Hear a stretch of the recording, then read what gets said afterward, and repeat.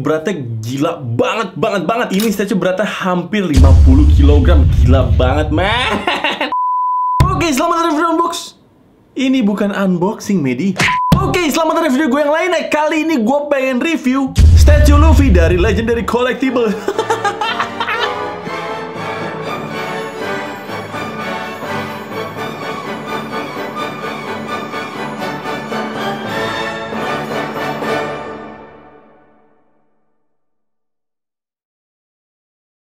Yap, jadi ini adalah kali kedua gue mereview statue di channel gue. Dan kali ini gue pengen review salah satu karakter anime yang belum tamat-tamat sampai sekarang nih. Dia adalah Monkey D. Luffy dari One Piece. Ini statue spesial banget. Kenapa? Karena katanya nih, gue baca di tokonya nih, ini statue limited dari 100 sampai 200 pieces aja dan gak bakal pernah direproduksi lagi. Hah?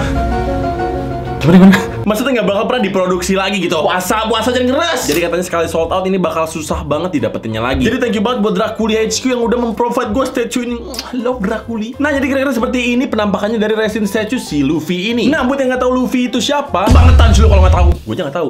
Jadi gue tahu. Dia adalah karakter utama dari anime One Piece. Dia ini adalah bajak laut yang punya kemampuan menjadi manusia karet. Dan kemampuan ini dapat setelah dia memakan buah setan yang namanya Gomu Gomu no Mi. Jadi waktu kecil dia nggak sengaja makan buah itu. Dan itu kejadiannya saat si Luffy ini masih kecil. Nah, statue ini adalah penampakan si Luffy setelah sudah dewasa. Bahkan ini adalah penampilan setelah after time skip 2 tahun di seriesnya. Jadi penampilannya udah sedikit berubah. Dari yang dulu cuma pakai rompi tangan buntung warna merah, sekarang dia kayak pakai kemeja warna merah gitu dan kancingnya udah dibuka. Ini kayak mau pamer codetnya nih. Nah, codetnya ini sendiri dapat setelah bertarung melawan Akainu di Marineford. Jadi ini sebenarnya luka setelah dia berantem tapi jadinya keren gitu gak sih? Dan sisanya selain ada codet dan juga bajunya yang udah sedikit berubah, dia juga sekarang ngelilit selendang warna kuning di bagian pinggangnya. Dan itu keren banget ditunjukin di statue ini kayak berkibar gitu loh. Jadi kurang lebih ini adalah penampakan Luffy setelah dewasa. Dan jujur temen-temen, ini keren banget. Walaupun komponennya bikin gue stres ya waktu unboxing ya. Karena ini, wah gila, ini statue komponen kecilnya banyak banget. Gue bener-bener pusing waktu unboxing dia karena sekecil-kecil ini, men. Bahkan lu tau apa, ada yang lebih kecil lagi. Lu lihat nih, ya Allah, ada komponen sekecil gini, mau gila gak sih lu? Tapi ini menunjukkan kalau misalnya statue ini detailnya gila banget. Karena bahkan sampai komponen sekecil ini aja dipisah dari komponen lainnya. Jadi untuk ukuran statue dengan scale 1:4, ini detailnya nggak main-main. Mungkin kalian mikir, ya ilah ini ukuran segini doang, komponennya juga kecil-kecil, paling boxnya kecil juga. Lu kagak tahu kan boxnya segede apa? Nih gue kasih tahu sama lu ya. Boxnya kira-kira seperti ini, gede banget. Tapi ini artboxnya cukup keren karena ada si Luffy lagi mejeng di sini. Demi apapun teman-teman, ini adalah packaging yang paling besar yang pernah gue dapat di rumah gue. Dan sebenarnya bikin stres juga sih waktu unboxing. Karena kalau misalnya gue pengen masukin dia lagi ke boxnya, gue jujur agak bingung sih. Karena untuk part-part yang kecil-kecil ini nggak ada keterangannya harus dimasukin kemana. Dan itu banyak banget. Jadi mungkin tuh salah satu kekurangannya. Tapi statue-nya ini bener-bener nggak mengecewakan sama sekali. Statue ini hampir full resin bahannya. Jadi ini kokoh banget. Nah, karena statue ini hampir full resin, jadi beratnya gila banget. Ini statue beratnya hampir 50 kg. Gila banget, man.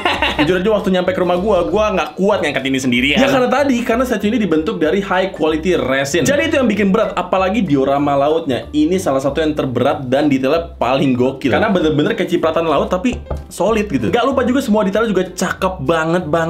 Mulai dari harta karunnya dan segala perintilannya kecil-kecil. Posternya si Luffy bahkan sampai ke detail yang konyol sekalipun. Dagingnya si Luffy juga ada di sini. Semuanya detail sangat rapi dan dicat dengan cakep banget. Dan itulah yang bikin Luffy ini bagus dari segala sudut manapun. Jadi buat kalian semua yang nggak jago foto sekalipun, mau sejelek apapun angle kalian, ini bakal kelihatan keren banget di kamera. Karena bener-bener secantik itu. Dulu gue mikir, ngapain sih orang beli statue? Dia nggak bisa gerak, nggak punya artikulasi apapun, mahal lagi. Setelah ini datang satu, kayak gue mulai ngerti. Karena emang ini salah satu barang tercantik yang pernah datang di rumah gue. Cuma cantik-cantik ini ngerepotin karena masangnya tuh ribet banget, men. Beda sama statue yang sebelumnya gue review, gue cuma butuh 6 step buat ngejadiin dia figur utuh. Kalau ini stepnya banyak banget. Karena seperti yang gue bilang tadi, perintilannya kecil-kecil banget, men. Tapi sebenarnya cukup mudah karena hampir semua partnya di-provide dengan magnet. Jadi sekarang gue bakal nunjukin gimana cara rakit dia. Sama.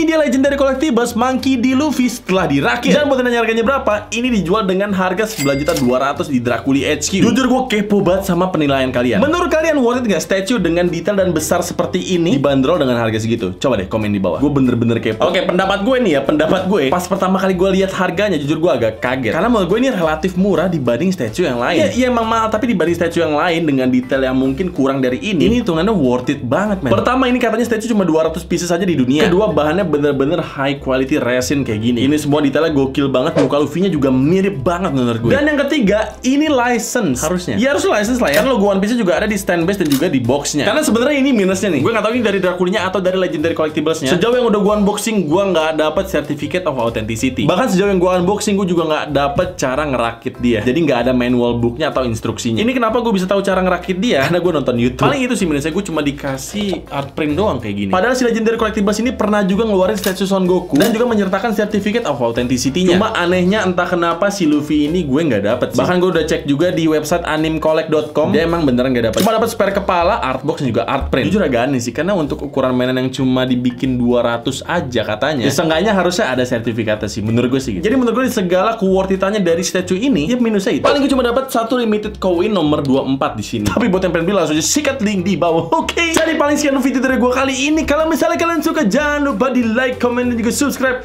Nama gue Mitra Rinaldi dan semoga kalian betah di channel gue, dan ingat, mainan adalah teman.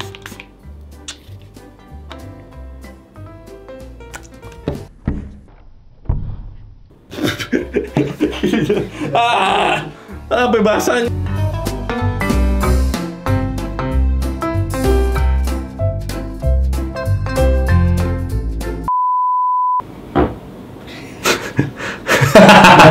Masuk. Ya.